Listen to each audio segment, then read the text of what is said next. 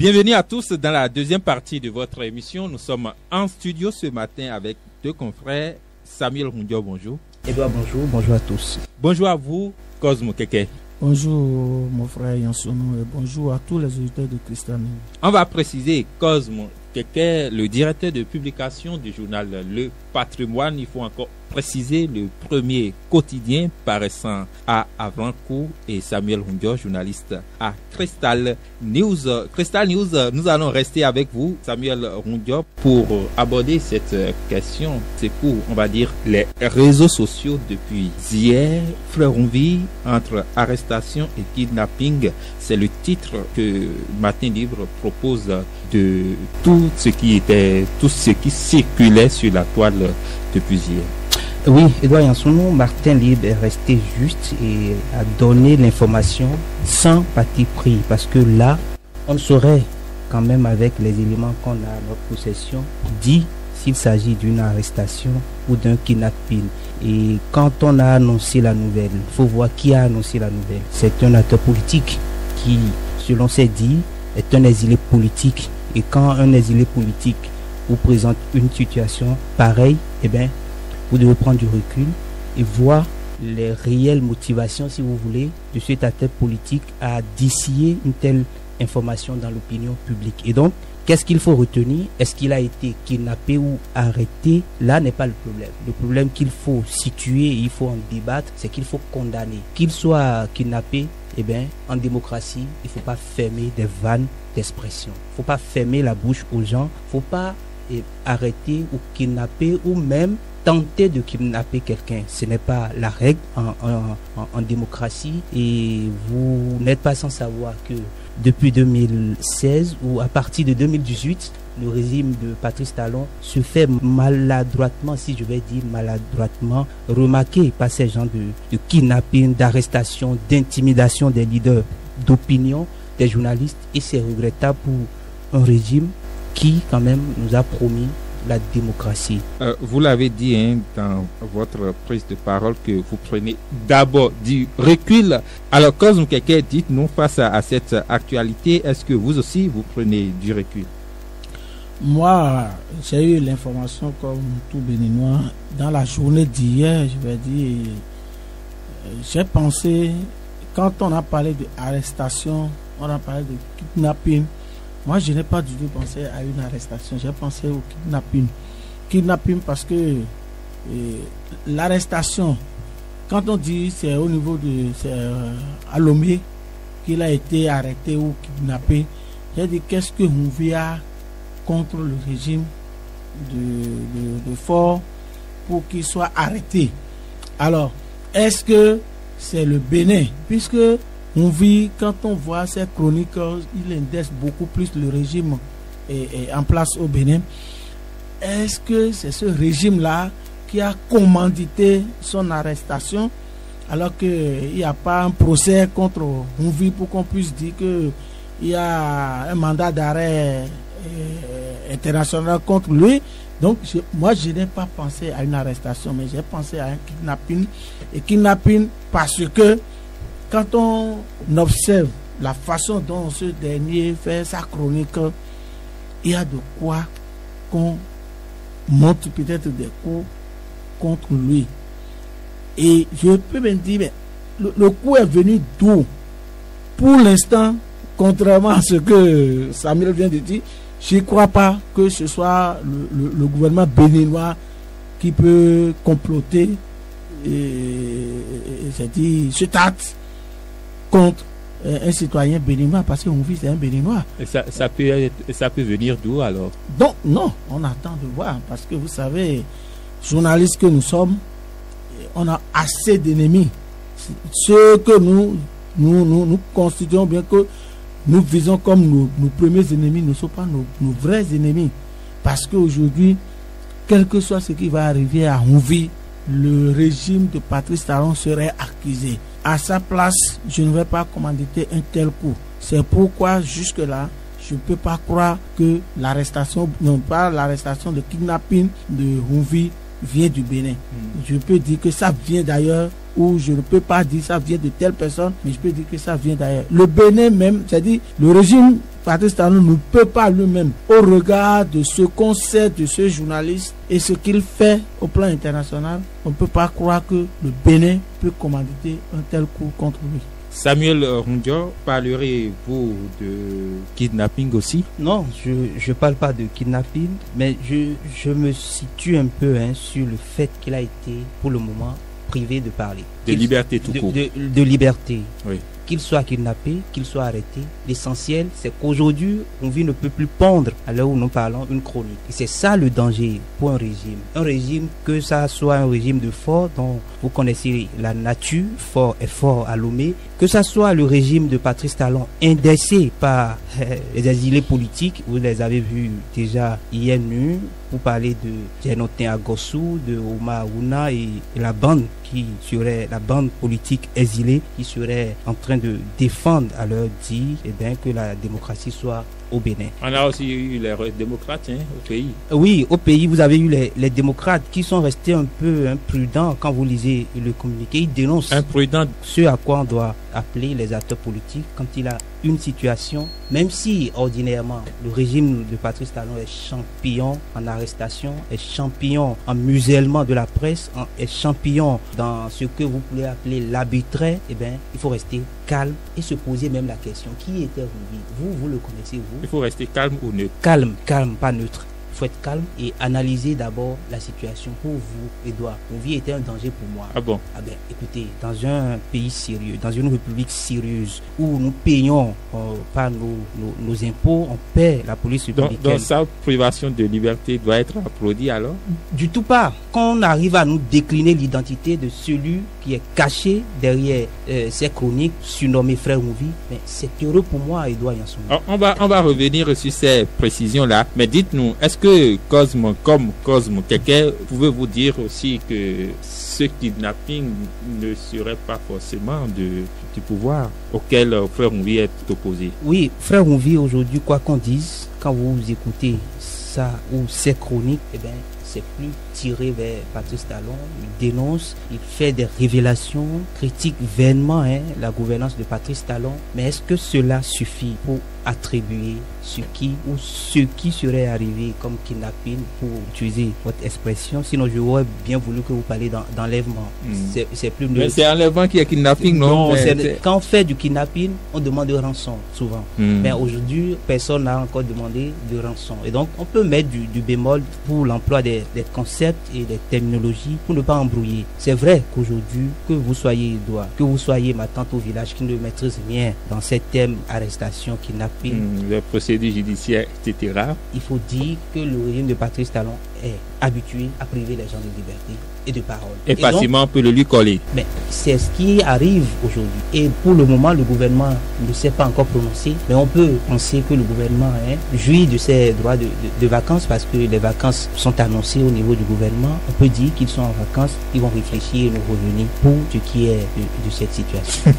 D'aucuns vous diront que la période est bien pensée, Cosmo Keke. Non, je ne pense pas que le gouvernement peut se cacher derrière cette vacance gouvernementale pour dire qu'il ne va pas se prononcer sur une situation. Vous voyez, c'est aussi une situation, la situation est aussi grave que le porte-parole du gouvernement doit pouvoir se prononcer et nous situer par rapport à cette situation. Vous voyez, comme Samuel le dit, beaucoup vont accuser le gouvernement béninois pour cet enlèvement, parce qu'il faut dire que c'est un enlèvement. Jusque la personne, effectivement, n'a encore demandé de rançon et personne ne se réclame auteur de ce acte sur ce journaliste. Donc on peut parler de enlèvement. Alors, face à une situation comme ça, je pense que le gouvernement doit se prononcer. Le gouvernement béninois, bien sûr, doit pouvoir se prononcer, puisque un acte qui ne s'est pas produit au Bénin. Et tout de suite, le gouvernement béninois est ciblé comme auteur ou bien complice de cet enlèvement. Il doit être en mesure de monter au créneau pour nous dire non, ça là, ça ne me concerne pas. Maintenant, si on attend jusqu'à la fin de la semaine et que le gouvernement ne se prononce pas, alors là, il y a de quoi maintenant comprendre que le gouvernement béninois en a pour quelque chose. Mais pour l'instant, moi je dis que le gouvernement béninois ne peut jamais comploter cet acte-là contre, parce que quel que soit ce qui va arriver à Houmbouy aujourd'hui, le gouvernement du président Talon serait indécent. C'est pourquoi moi je dis que quand il sait que quel que soit ce qui va arriver à ce citoyen, il sera indécent. Lui-même là, de son propre chef, ne pourra pas comploter quelque chose contre ce citoyen. Et dans quel pays? Dans un pays étranger. Moi j'ai dit, si c'est une arrestation, je ne vois pas le président, il faut se mettre en connivence avec le chef de l'État béninois pour arrêter Houmbouy. Parce que quand on connaît les relations, c'est vrai que visiblement, on pense que tout va bien entre le Togo et le Bénin. Mais heureusement, quand on observe, oui, on peut penser que tout va bien entre le Togo et le Bénin. Mais en réalité, tout ne va pas bien. Et vous connaissez, vous savez pourquoi. Donc, moi je peux dire que le gouvernement togolais, si c'était une arrestation, le gouvernement togolais ne peut pas se mettre en complicité avec le Bénin pour arrêter Houmbouy sur son territoire. Alors, Samuel Rundia, on va livrer ce que Matin Libre nous livre à propos de cette actualité. Bénin, frère Houmbouy, entre arrestation et kidnapping. Il faisait des séquences humoristiques à Cotonou avant son repère à Lomé. Depuis l'après-midi de ce mardi 13 août 2024, les réseaux sociaux sont secoués au Bénin. Et pour cause, l'arrestation ou le kidnapping d'une voix mythique de la scène politique béninoise a été annoncé. Il s'agit en effet du célèbre et inconnu du grand public frère Houmbouy, dont la privation de liberté a été mise en lumière par Martin Rodriguez, un homme d'affaires béninois en exil aux États-Unis. D'après son alerte, le célèbre frère Houmbouy, dont les chroniques ont parfois révélé les affaires sensibles, a été enlevé à Lomé, où il avait trouvé refuge autour de 22h de ce lundi. À écouter son témoignage, l'opposant au régime de Patrice Talon a été enlevé par plusieurs hommes devant le domicile où il logeait et embarqué à bord d'un véhicule d'immatriculation béninoise. Même si plusieurs sources affirment qu'il est déjà aux mains de la police républicaine à Cotonou, rien n'est encore officiel côté Bénin. Ce dont l'on peut par contre être désormais sûr, c'est de la vraie identité du chroniqueur et activiste politique. Autrement, le frère Houmbouy à l'état civil est Steve Amoussou. On va dire Steve ou Steve. Steve Amoussou. Désormais, une photo de lui circule abondamment sur les réseaux sociaux comme une traînée de poudre, ce qui permet ainsi à certains Béninois déjà de l'identifier. Oh, je le connais, il faisait avec un autre gars des séquences d'humour politique sur le pouvoir où il avait une appellation spéciale pour chaque homme du pouvoir. Il désignait Patrice Talon par exemple par avocat fond coton. C'était à l'arrivée du régime tellement il me faisait rire dans ses éléments, a raconté cet internaute avant d'affirmer qu'après cette période, l'homme a totalement disparu et a perdu ses séquences humoristiques de vue. Dans le rang de l'opposition béninoise, dont il était un allié, aucune voix imposante pour l'heure à son sujet, si ce n'est que certains activistes proches du parti Les Démocrates qui demandent justice pour l'homme. Peut dire comme précision que le journal nous apporte aujourd'hui, l'homme est aux mains de la police. Mais on ne nous précise pas dans quel commissariat, mais on nous dit quand même que c'est à Cotonou. Il serait aux mains de la police. Et ce dont on est fier aujourd'hui, comme Matin Libre en est vraiment fier également, c'est l'identité déclinée de ce Béninois, compatriote à nous, qui se cachait derrière frère Houmbouy. Et je le disais tantôt, Edouard Yansono, dans un pays sérieux, vous ne pouvez pas, parce que vous voulez mener un combat pour la démocratie, vous cachez derrière un nom. C'était pas admissible pour moi quand même que, même si j'adule cette chronique, que je ne puisse pas mettre le vrai nom. Ça, sécurité, n'est-ce pas? Écoutez, vous voulez mener un combat pour la République et vous vous cachez. Est-ce qu'il s'est caché pour longtemps finalement, Edouard? Eh bien, est-ce que c'est juste avoir un pseudo, c'est juste ça le problème? Ça peut constituer un problème selon vous? Oui. Écoutez, quand vous dénoncez des faits aussi. Quand vous allez même, c'est comme si vous êtes au palais, vous connaissez même parfois l'avion que Patrice Talon, qui il a rencontré quand il est à l'extérieur. Ben, le mieux que vous pouvez nous donner, ben, c'est votre identité. L'activisme sur les réseaux sociaux, aujourd'hui à l'aide de Patrice Talon, connaissez ce que ça donne. Donc, il est un danger pour le chef de l'État, voulez-vous dire? Mais même pour vous, Edouard Yansou. Ah bon? Parce que parfois, quand vous écoutez sa chronique, je ne sais pas si vous écoutez bien. Bon, ça fait partie des formes de lutte, mais chacun est libre de s'exprimer, n'est-ce pas, Samuel? Dans un pays sérieux, vous, Edouard, vous prenez des risques en tant que journaliste. Oui. Vous ne vous cachez pas derrière. Samuel Rundio, vous êtes journaliste et par moment, il y a des gens qui veulent bien se prononcer mais préfèrent ne pas donner leur nom. Temporellement, mais vous ne pouvez pas mener un combat de grande envergure comme ça en vous cachant derrière. Et parfois, vous allez toucher des sujets qu'on peut qualifier de sujets d'État. Et bien, moi, j'avais peur pour notre sécurité. Je demandais même si notre police républicaine ou les renseignements au Bénin, ça fonctionne. Que oui, il reste derrière ce nom, il émet des sons, fait des chroniques. Mais si un jour le pire arrivait. Et donc là, je suis pour son combat. Mais je dis que vous le menez un combat, il y a un minimum que vous devez assurer comme légalité. Et c'est connaître votre identité.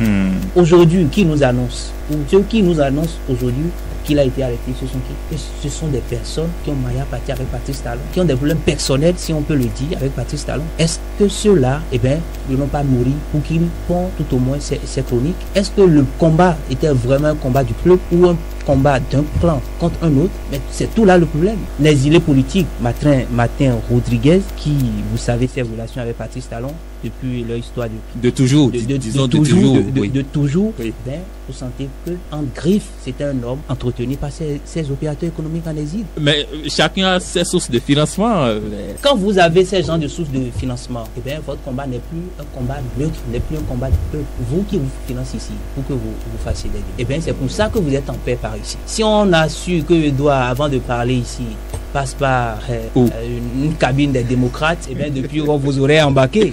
Mais c'est parce qu'on a su que Edouard, c'est une conviction. Mais si pas mégade, Edouard Suazad a touché des billets avant de parler ici, le pouvoir quand même a des renseignements. Et ces à côté, ces imprudences, ces accointances, ces familiarités avec l'opposition, ça se pète cache. Patrice Talon n'est pas un néophyte en politique. Il connaît ce que Edouard Gaye, il sait d'où Edouard Tissé Rouge. Quand il saura que c'est son adversaire qui te nourrit, il te prendra. La logique de gouvernance de Patrice Talon. On veut bien savoir si vous êtes dans le secret des dieux ou bien vous êtes agent du renseignement aussi. Mais vous n'êtes pas sans savoir qu'aujourd'hui, quand quelqu'un vous envoie au-delà d'un certain montant, à la banque, c'est difficile pour vous de toucher à ça. Mais ça participe de la stratégie de Patrice Talon de contrôler les Béninois. Mais quand même, c'est aussi un danger. On ne va pas faire ce débat parce qu'on risque d'aller à leur sujet. Mais Cosme, voilà les péchés frère Rouvi, selon Samuel Rundio, un homme qui se cache derrière un somme. Non, moi je ne suis pas d'accord avec Samuel, parce que vous savez, notre métier que nous exerçons n'interdit pas d'avoir un seau d'eau. Moi j'ai toujours écrit pendant longtemps sous seau d'eau et dans mon journal à Dinakou. Et quand il s'agit de questions importantes que je vais aborder pour ma propre sécurité, je mets un seau d'eau. Mais la rédaction sait que c'est moi qui porte ce seau d'eau. Mais celui qui lit l'article ne peut pas savoir que c'est telle personne. Mais on sait que peut-être on peut lire, pour ceux qui sont habitués à mon style, peuvent comprendre que ça là, ça doit être telle personne. Mais pendant longtemps, c'est-à-dire sur au moins 10 ans, sur une décennie du moins, j'ai écrit sous Sodo. Et je n'ai pas eu de problème. Donc notre métier que nous exerçons ne nous empêche pas d'avoir à la différence que lui n'est pas journaliste comme maintenant vous. Non, il est journaliste aussi. Il est journaliste. À la différence. Il est journaliste. Il peut ne pas être détenteur de carte de presse, mais il exerce le métier du journaliste. On va même pas parler de carte de presse ici. Parce que j'aurais appris. Même moi j'ai appris que Rouvi avait été sollicité pour accompagner le régime qui est là, qui a refusé de faire l'apologie de ce régime. Et il a choisi son camp. Donc moi je ne sais pas pourquoi on va dire qu'il ne va pas. Quand il a la formation du journaliste, pourquoi ne peut-on pas l'appeler journaliste? Non. Pourquoi? Vous Il pouvez- exerce vous le pouvez- métier. Non, c'est C'est l'exercice un du chroniqueur. Il est actif quand même. On C'est peut l'exercice reconnaître du ça. Il est métier. actif. C'est l'exercice du métier Le fait qui qu'il vous fait confère le régulièrement, titre du le métier. fait qu'il Oui. fait régulièrement sa chronique, la chronique fait partie des genres journalistiques. Donc le fait qu'il fait cette chronique, il exerce déjà le métier. Est bien Et on peut documenté. lui- on peut- Il faut voilà, le et dire.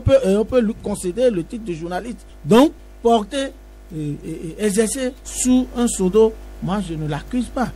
Vous l'aviez déjà dit, c'est pour sa sécurité. Maintenant, pour revenir sur comment on appelle les révélations du journal, je crois que c'est Matin. Matin Libre. Alors, ce journal nous informe que, selon les indiscrétions, que Mouvi a été arrêté par un groupe de personnes dans un véhicule d'immatriculation béninoise. Mais ce qui est Et curieux, que... on ne nous donne pas l'immatriculation. Non, voilà, non, Vous ça en suffit. venez. Ça suffit. D'accord, allez-y. Et que, au finish, on apprend qu'il serait déjà aux mains de la police républicaine. Oui. C'est extrêmement grave pour notre pays. Je dis c'est extrêmement grave. Pourquoi c'est grave? Si ça se passe comme ça, c'est extrêmement grave. Pourquoi? C'est la police républicaine qui va se comporter comme ça. La police de mon pays qui va se comporter comme ça. Mais il y a des choses qui lui sont reprochées selon d'autres Est-ce que- journaux déjà. Je peux vous le dire. L'homme connu pour ses chroniques acerbes contre le régime du président Patrice Talon, le web activiste Frère Mouvi pourrait être poursuivi pour outrage au chef de l'État, diffamation, dénonciation calomnieuse et autres chefs d'accusation. Voilà ce qui est dit. Au niveau de quel tribunal? Ils ont dit dans un Il est commissariat poursuivi. de Cotonou, mais il poursuivi. sera Non. bientôt présenté au procureur. Sans précision, c'est ce qui est, Donc, c'est ce que nous c'est à avons ce aujourd'hui. niveau-là que je dis Oui. que est-ce que déjà il y a un mandat d'arrêt décerné contre ce dernier? S'il y a un mandat d'arrêt, ce n'est pas de cette façon qu'on va l'arrêter. Ce n'est pas, c'est-à-dire même si c'est l'Interpol qui allait le chercher, ce n'est pas de cette façon. L'Interpol doit se rendre visible et montrer que oui, c'est l'Interpol qui allait chercher Mouvi. Mais on ne peut pas se déguiser en délinquance. Parce que quand tel que ça s'est passé, moi je peux dire que c'est des délinquants qui ont arrêté Mouvi. C'est des délinquants. Mais la police républicaine ne peut pas, ou bien l'Interpol ne peut pas se déguiser en délinquant pour arrêter un Voilà individu. que le nom du chef de Hein? l'État est déjà cité par Mais les non, journaux. non, je dis, est-ce que à un moment donné, Mouvi a été condamné ou bien Mouvi a été interpellé dans un tribunal du Bénin? Est-ce qu'il a été interpellé une fois dans un tribunal du Bénin où il n'a pas répondu pour qu'on l'arrête de cette façon? Mouvi n'est pas recherché de mon point de vue. Même si ces chroniques, c'est-à-dire même si on peut beaucoup reprocher à ces chroniques, à la date d'aujourd'hui, je n'ai pas connaissance que Mouvi est recherché. Quelle est cette façon d'arrestation? Quand on parle d'enlèvement, ce n'est plus arrestation. Parce que enlèvement est différent d'arrestation. Celui qui enlève peut faire du mal. Mais celui qui arrête, c'est peut-être pour l'amener devant un tribunal pour qu'il soit jugé. Mais on nous parle, jusque-là, on ne nous a pas parlé on ne nous a pas parlé officiellement d'arrestation. On nous dit, soit c'est enlèvement ou bien c'est kidnapping. Quand c'est kidnapping, c'est encore grave. Quand c'est kidnapping, c'est encore grave. Moi, je ne sais pas comment ça s'est passé. De toute façon, je continue de dire que le gouvernement béninois va monter au créneau pour nous dire si oui ou non il est dans ce jeu-là pour l'arrestation ou bien pour l'enlèvement de ce confrère. Ce qui est sûr, c'est que les choses se précisent progressivement, mais ce qui inquiète aussi et paraît confus, c'est le flou qui s'entretient autour du dossier pour l'instant. Un commissariat de Cotonou sans précision, des choses qui lui seraient reprochées à l'endroit de Patrice Talon. Il sera bientôt présenté au procureur, mais quand on ne sait pas, il n'y avait pas un mandat contre lui, comme le disait Cosme Keke. Mais qu'est-ce qui peut justifier tout ça, Samuel Rundio? Il serait par ailleurs aussi détenteur d'une carte de réfugié des Nations Unies où il séjourne à Lomé. Edouard, qu'est-ce qui peut justifier ça? C'est plutôt la posture de l'intéressé lui-même. C'est plutôt également l'ambiguïté de son combat. Moi, je l'ai suivi et je l'ai toujours suivi. Vous allez comprendre. C'est pour ça qu'il faut le prendre comme ça, sans des procédures normales. Je condamne qu'on le prenne comme ça, qu'on l'arrête ainsi. Mais je dis le fait, ce qui peut justifier cette manière de procéder, c'est ce que je vous ai étalé. Donc c'est à juste titre, clairement parlant.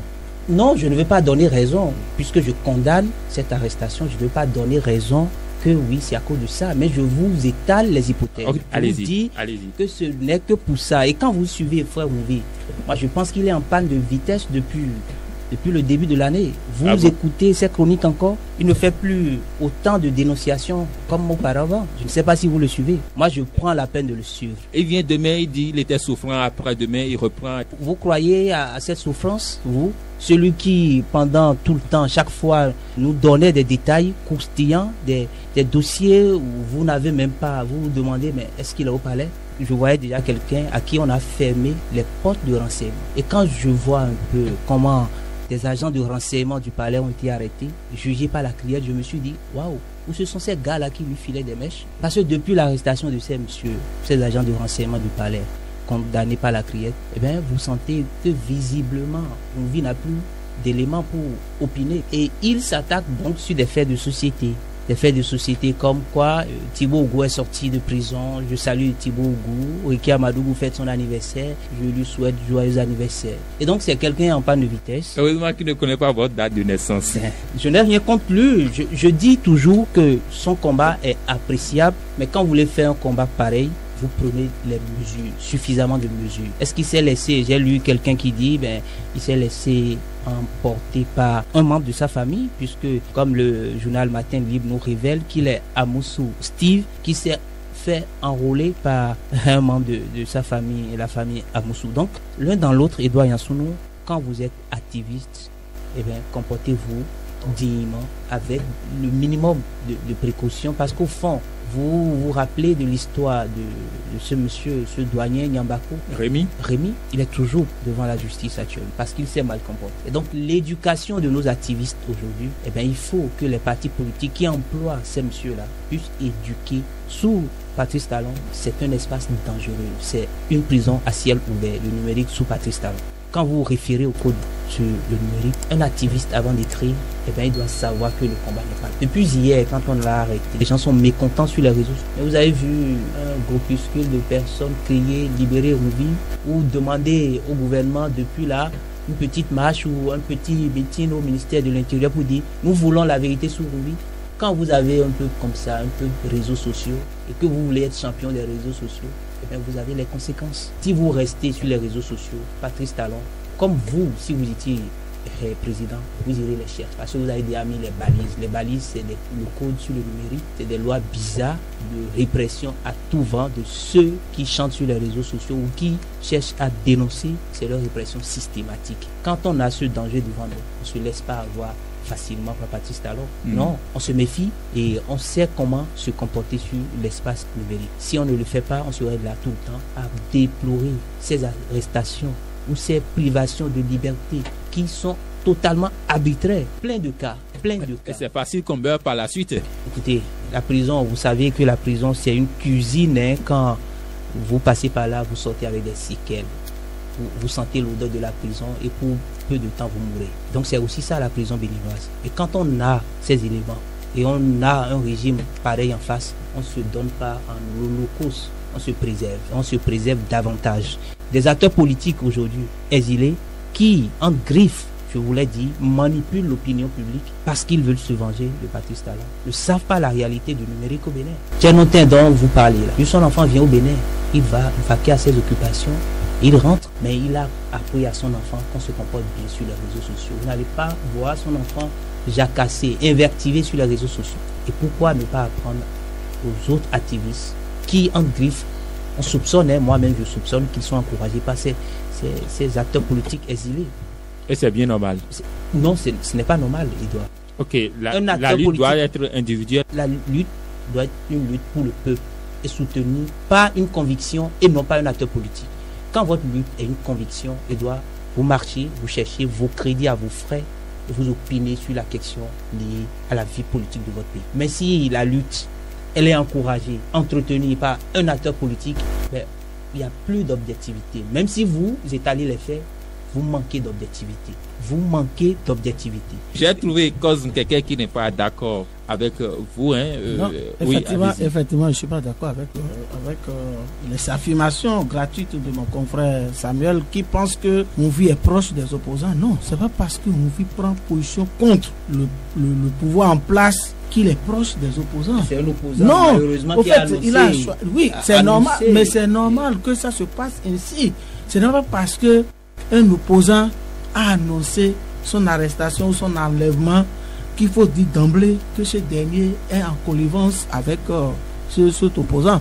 Moi, je ne pense pas et je ne peux pas accepter, je ne peux pas affirmer ici que Mouvi est de connivence avec les opposants au régime Patrice Talon.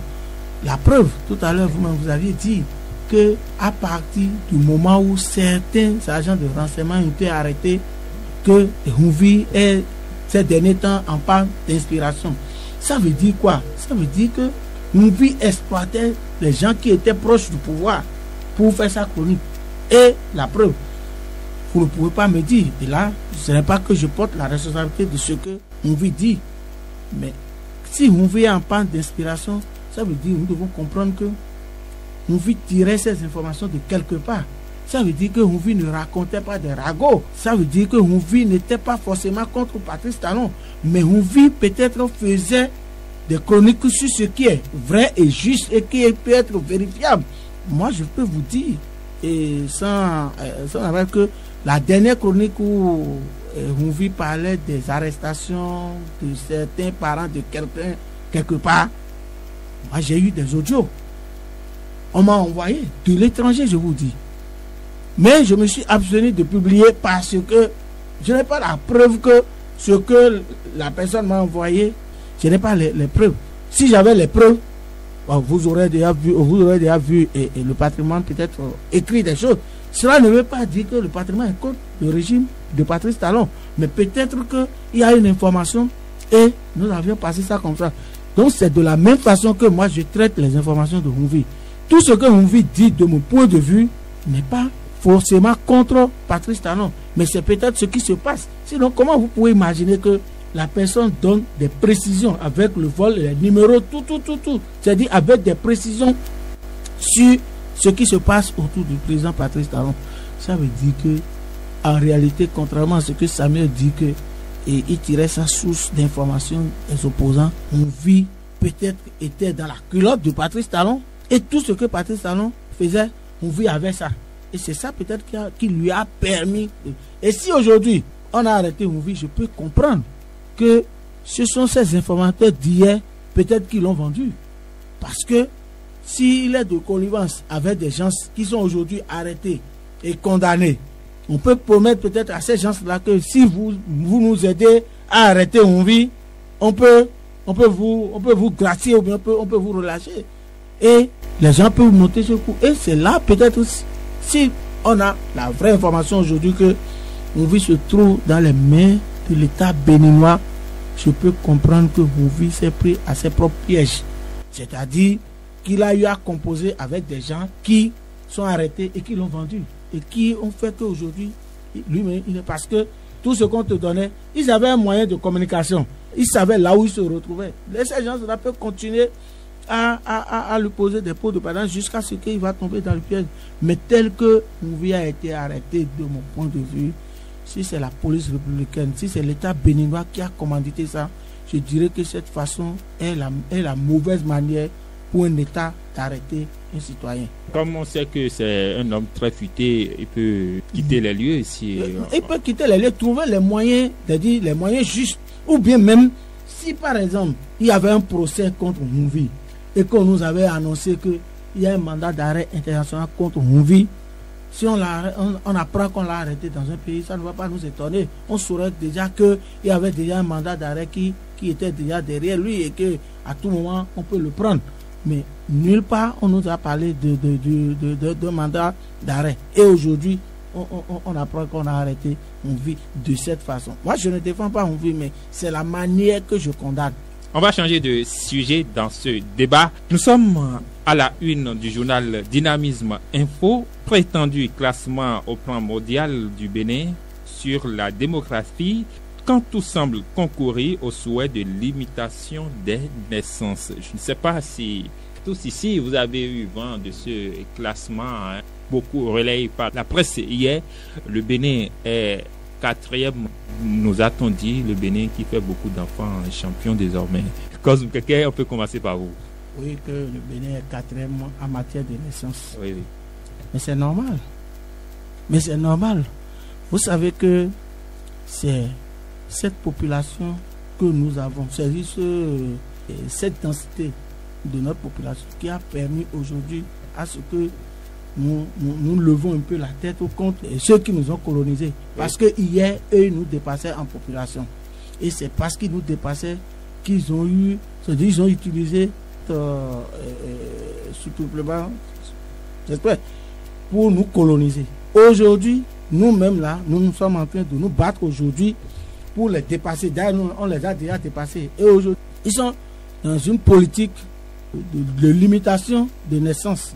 D'ailleurs, ils ont même corrompu notre gouvernement qui est en train de vouloir voter une loi ou bien de vouloir prendre des dispositions dans ce sens-là.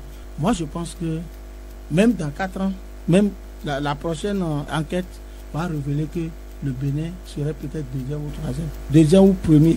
Parce que malgré qu'on a dit il faut arrêter les naissances ou bien il faut réduire les naissances, les Béninois continuent de produire.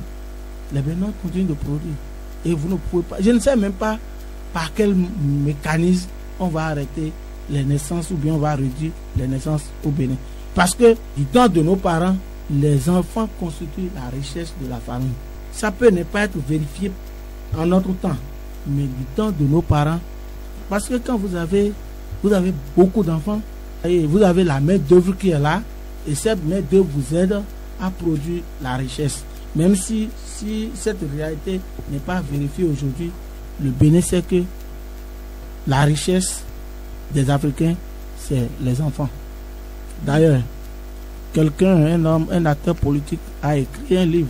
Il y a de richesses que donc. Vous voyez? Donc, allez comprendre ce que M. Adrien Gwedi veut dire à travers cet ouvrage. Alors, Samuel Orondio, le journal insinue que ce classement est un prétexte pour nous imposer la limitation des naissances.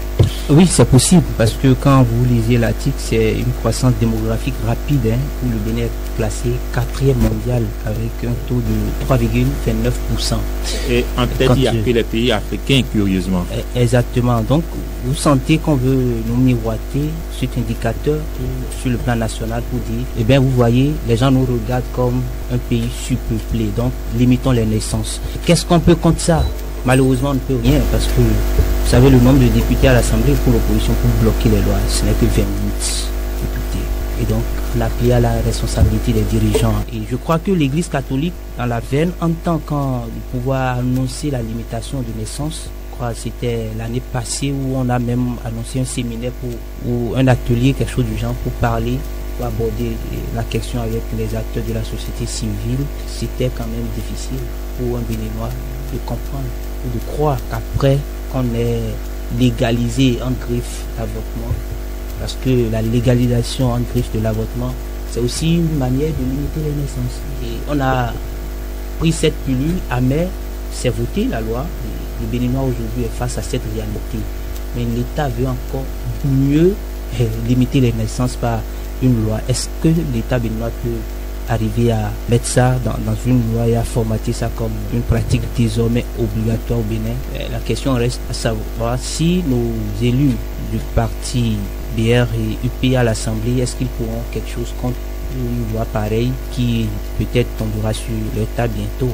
Est-ce qu'ils peuvent quelque chose contre? Malheureusement, je peux vous dire non, ils ne peuvent rien. Ceux qui peuvent quelque chose encore, c'est vous et moi. C'est les leaders religieux qui doivent entrer dans le plaidoyer, parce que ce n'est que leur force actuellement. Montrer à Patrice Talon ou au gouvernement que l'enfant en Afrique est une richesse. Pourquoi limiter la richesse? C'est la grosse idée. Pourquoi limiter la richesse? Et ça interpelle également les scientifiques, les sociologues notamment, qui savent mieux expliquer ces faits. Mais malheureusement, ces scientifiques sont des politiciens nommés à des postes politiques et ne respectent que de la politique. Et la logique scientifique, ces sociologues, ces démographes ne partagent plus la logique scientifique. Plutôt, ils partagent la logique politique qu'est d'accompagner à aveuglement en laissant de côté la science. Sinon, cette question ne devait même pas se poser sous nos cieux. C'est quand même la terre de Béhanzin où vous comptez quelqu'un qui a des États, qui a besoin de la main d'œuvre. Il doit être fécond. Et on prie chez nous, quand tu es homme, d'être fécond. Pourquoi arrêter subitement ces prières ou ces bénédictions et dire, avec ces indicateurs qu'on a aujourd'hui, il faut limiter les naissances comme prétexte que les Blancs auraient dit que le Bénin est classé 4e. Mais c'est curieux, hein, parce que si on va sur la toile, il est facile de retrouver les récents classements. En 2021, on trouvait la Chine en tête, après l'Inde, après les États-Unis et l'Indonésie en 4e position. Et un autre classement de la population mondiale publié en 2024 sur le site Worldometer, on trouve l'Inde la 2e, les États-Unis 3e, l'Indonésie 4e. C'est-à-dire que selon les récents classements, ce sont des pays comme la Chine, l'Inde, les États-Unis qui sont toujours en tête. Mais comment se fait-il que l'Afrique qu'on intègre comme le continent moins peuplé soit aussi facilement en avance en quelques jours ou en quelques mois? Oui, non, mais c'est parce que les Africains ont compris que c'est dans les naissances que ces pays se sont développés. La Chine, dont on a cité tout à l'heure, la Chine est surpeuplée. Mais est-ce que la Chine est sous-développée aujourd'hui? La Chine n'est pas sous-développée. Donc ça veut dire quoi? Ça veut dire que nous-mêmes là, nous avions commencé par donner assez de naissances pour développer notre pays. Ouais, vous ne pouvez pas comprendre. Quand vous avez assez d'hommes, chacun va commencer par chacun va se chercher. Il y aura des innovations. Chacun va apporter sa pierre à la construction du pays. Et comme ça, le pays va